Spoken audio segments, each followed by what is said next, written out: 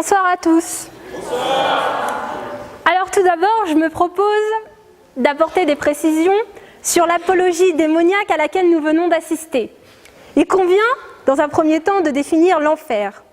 L'enfer, je précise, lieu de châtiment éternel. Je voudrais que quelqu'un m'explique comment tenter de rallier des gens à régner dans un tel lieu. Où puiser une telle satisfaction? L'idée de servir au paradis ne vous satisfait-elle donc pas? Comment résister à ce lieu de délices, ce havre de paix? Les oiseaux sifflotants y accompagnent délicatement de leur chant les plus beaux soleils couchants. Ne voyez-vous donc pas?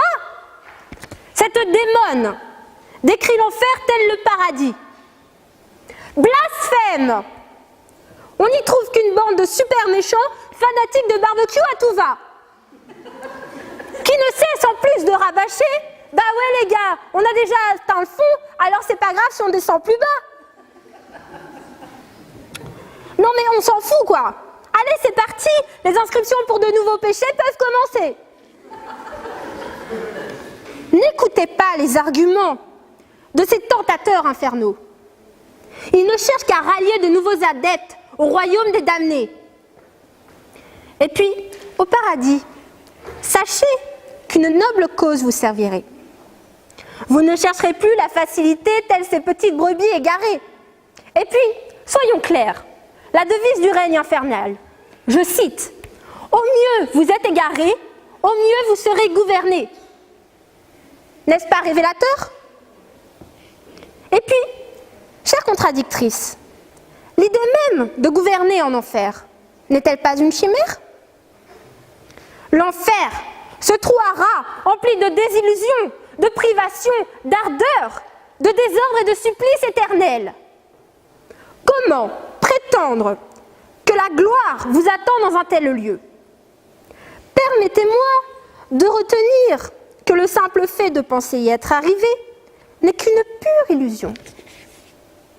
Sachez, chère contradictrice, que tout l'art de régner réside dans le service aux autres, et non pas dans leur asservissement. Vos aspirations de règne en enfer ne sont que vaines, il n'en est rien. Régner, c'est servir, je vous l'affirme. Le maître véritable, n'est-il donc pas celui qui a le plus de serviteurs? N'est pas celui qui a le plus de serviteurs, mais bien celui qui sert le plus. Alors, peuple mortel, vous qui êtes en face de moi, soyez à mes côtés au paradis. Revenez à l'évidence, je vous prie. Quoi de mieux que te servir au paradis? Qui même me suivent.